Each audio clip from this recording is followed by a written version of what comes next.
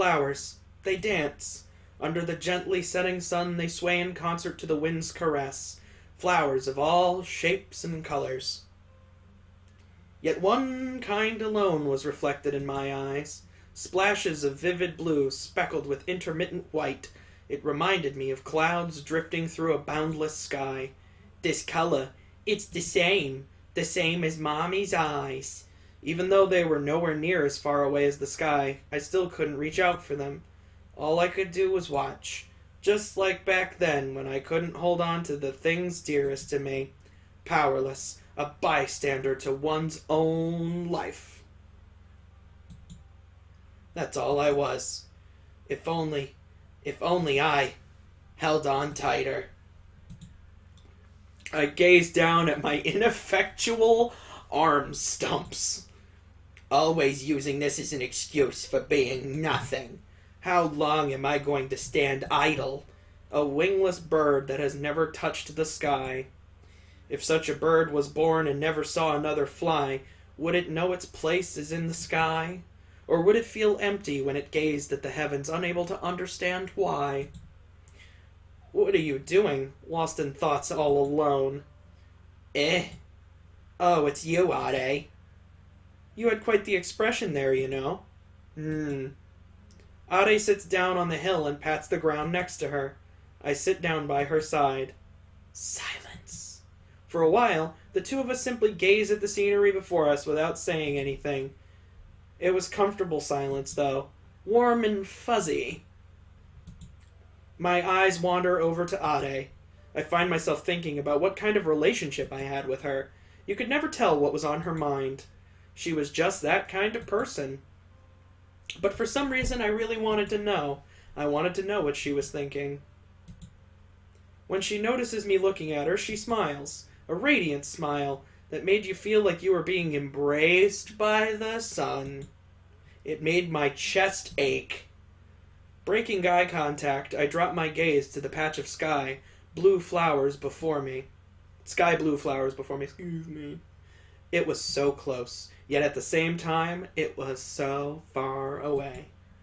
Kalia. I jump at the sound of her voice next to my ear. At some point she had gotten close. Real close. Without blinking, she peers into my eyes. What?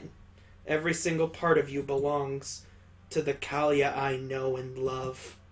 Bringing her hand to my face, Ade traces her fingers gently along the edges of my scars. Oh, this feels weird now. Hey, cut that out. That tickles. Without warning, she suddenly leans in and blows a puff of air into my ear, sending a jolt of electricity down my spine.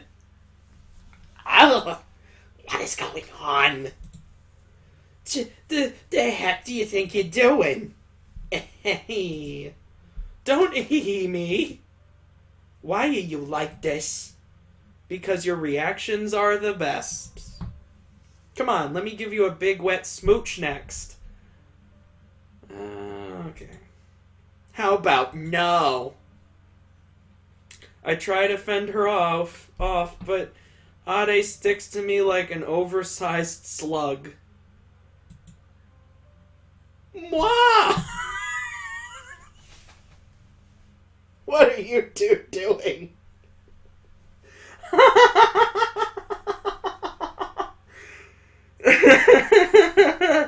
Oh my god. Perfect timing, Alouette. Please do something about this.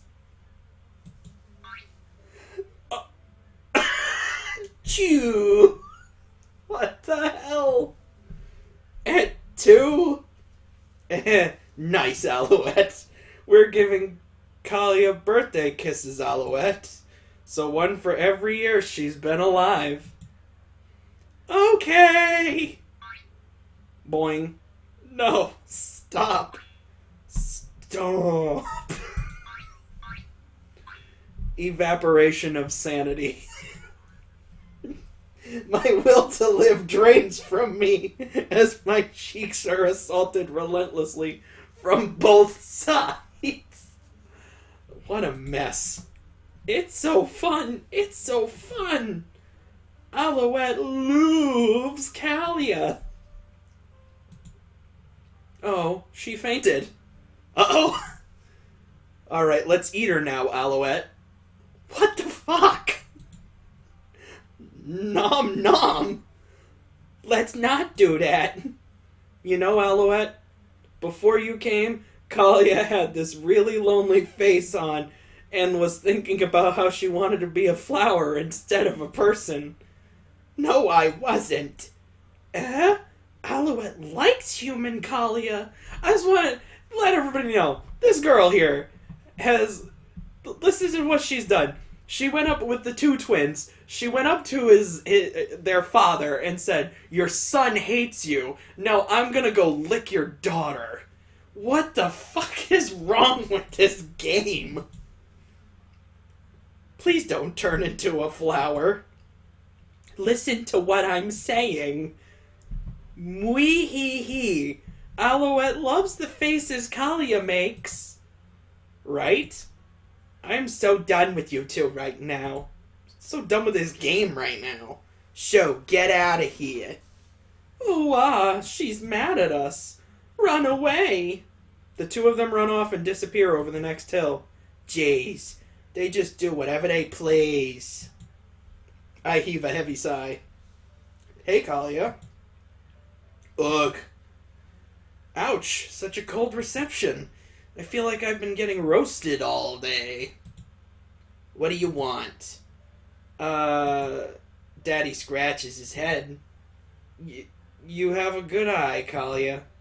These flowers are nice. He crouches over the patch of sky blue flowers. What do you think you're doing? Gah. Hands that have been wrapped in bandages for as long as I can remember. We both knew.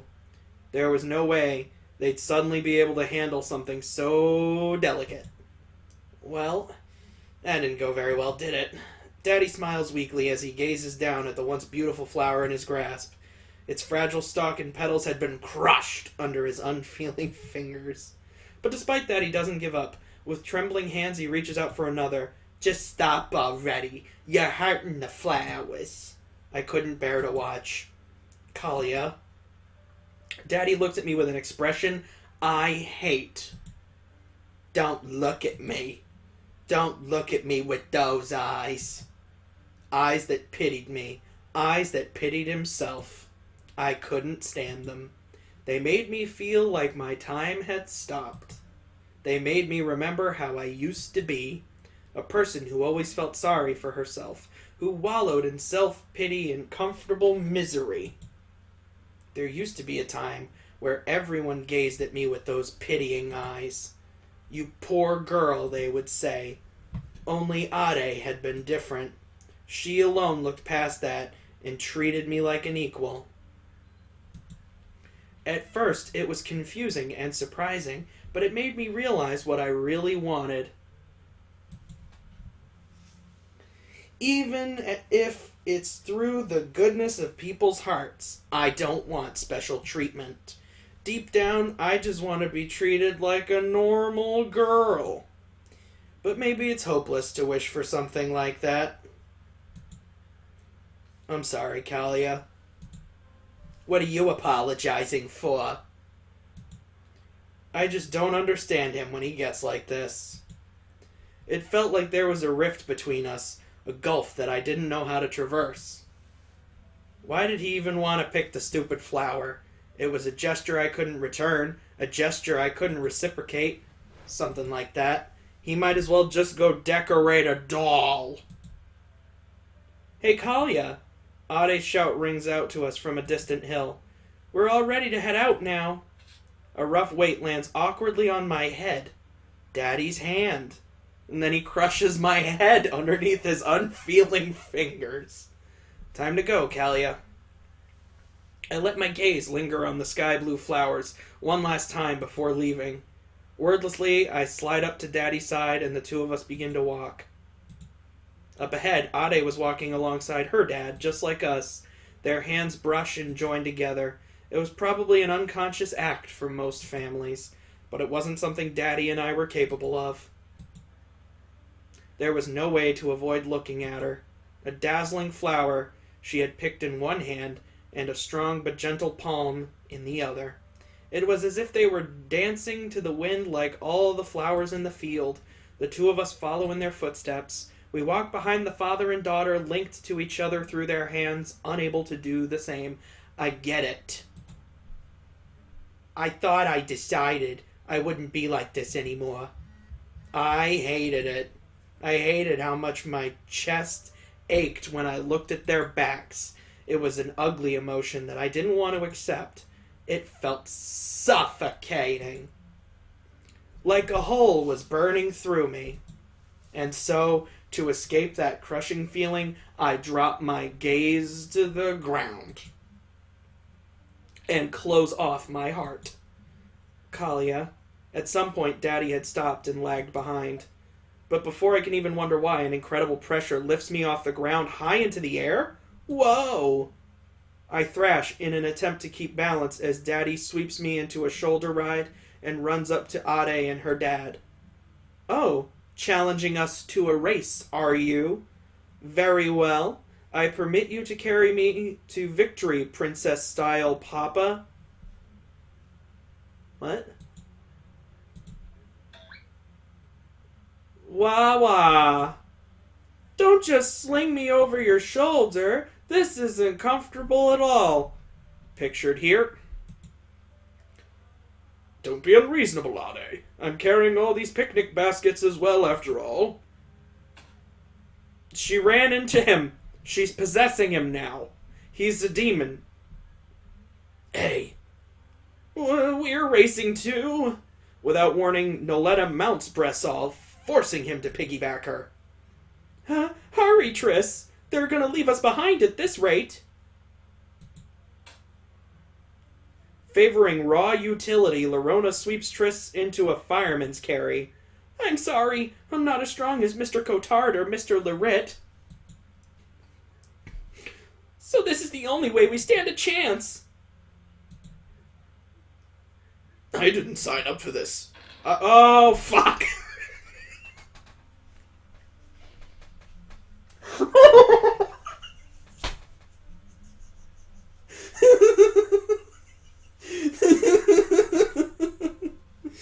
I have no compunctions sitting this wog. Let's go, Belly. Giddy up, giddy up. I'm not a horse. Mush, mush. A sled dog's not much better. Everyone, what's up with you? You're all such idiots. Ready, set, go. Daddy takes off like a thunderbolt. He ran as if his life depended on it, forcing me to hunch over in a desperate bid to stay aboard. Yeah, how's she gonna... She can't hold on. She's gonna fall backwards. He's just gonna be carrying her fucking legs. Within a heartbeat, we pull ahead of the other contenders, but Daddy doesn't stop. Like a man possessed, he gallops through the sprawling fields as if chasing the sun itself, so at least this'll probably improve his relationship with his daughter, but if anything, his relationship with his son is gonna sink just even further. Even long after we had left everyone behind, he keeps on going. After an unbelievable amount of time, Daddy crumples to his knees, panting heavily. Mung. I didn't know what to say. It had all happened too quickly. In the end, Daddy ends up being the one to break the silence. Woo boy, you sure gained a lot of weight, Kalia. I don't remember you being that heavy in the past. Wah, idiot. What do you think you're saying to the birthday girl? Ha ha ha ha! Daddy begins to laugh, wholeheartedly, with all his soul. The sound of it somehow seemed to clear everything away. Pfft. The heck's up with you? Before I know it, laughter begins. So she doesn't even realize that she's laughing. So she must look like a complete psycho, or she's just going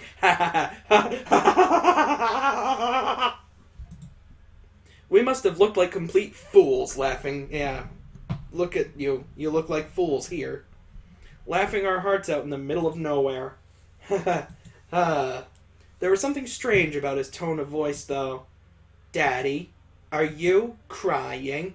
I lean over and try and get a look, but he glances down to hide his face. Just got a bit of sweat in my eye, that's all.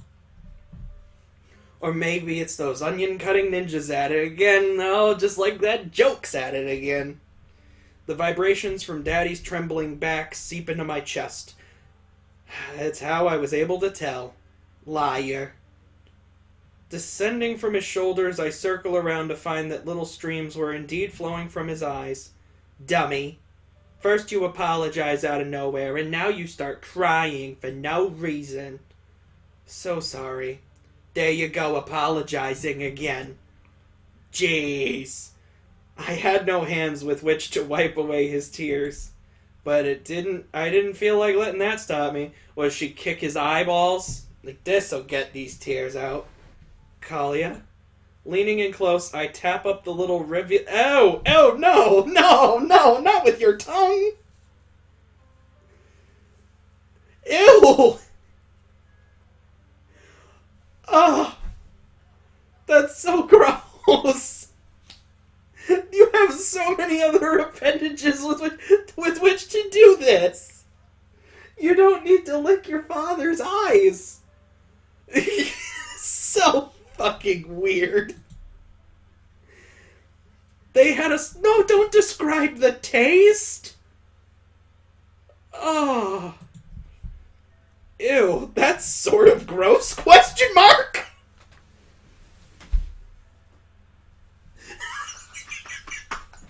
Oh my god.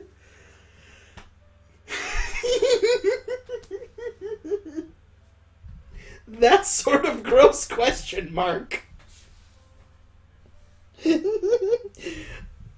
Ew, that's sort of gross?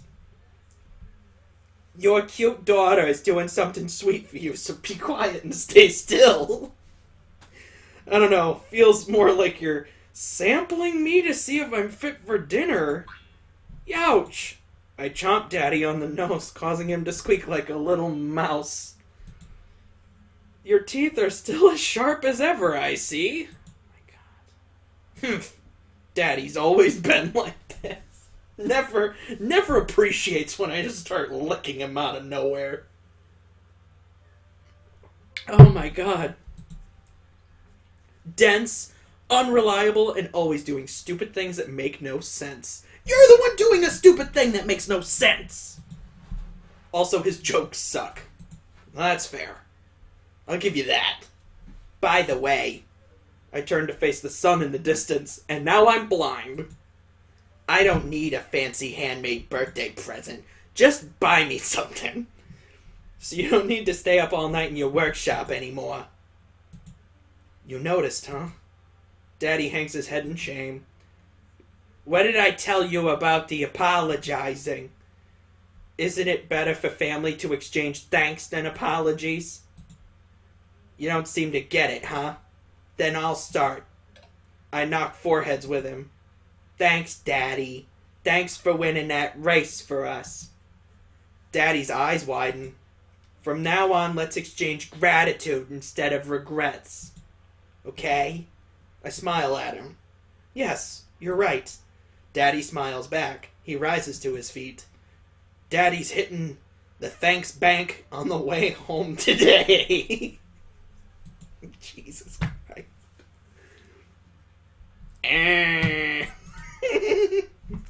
Ignoring his lame sense of humor, there was a clearness to his eyes that I had almost forgotten. Ever since Mommy died, Daddy's always carried a darkness in his eyes. As if he were trapped in the past, unable to escape. He's trapped in the past playing shitty games that suck ass. Like this one. I see. This is the Daddy I've always wanted to come back to us. Heh, that's more like it. The two of us survey the landscape before us. A beautiful garden that had sprung up from the ashes of collapse. Like a phoenix rising from the grave. Oh, good birdie imagery yet again. No matter what awaits us in the future, no matter what kind of fire tempers us, I will remember this sight and never give up. Never surrender. Oh, ooh, where are you two? In the distance, voices were calling out for us. Come on, let's go join the others. I have to rub this victory in Ade's face. It wasn't often that I could claim bragging rights over her, after all. Wait up, Kalia! Oof, hope I didn't pull anything. Haha, he's lame. I gaze up at the boundless blue sky as I run. Lonely yet liberating. Fatiguing yet so free. Slimy yet satisfying. Less filling. Tastes good.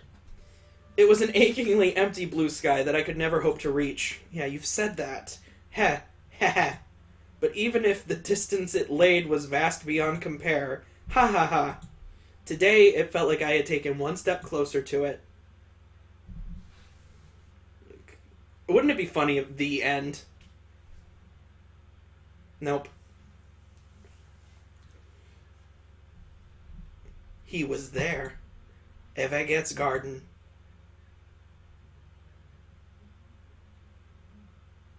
Oh, shit. He's covered in the red stuff. That's the rage monster stuff. Amidst his ghostly night luminescence he stood. Triss.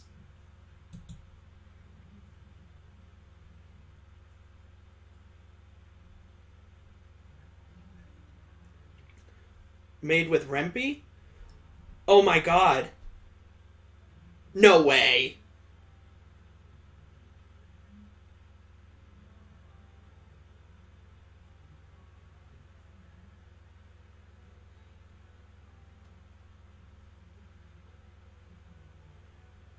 I was kidding.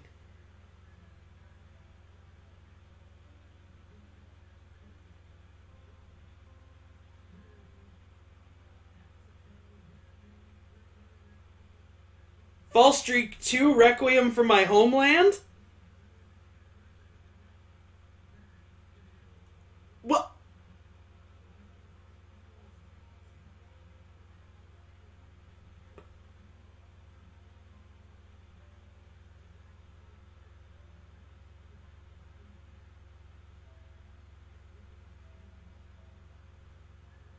No way.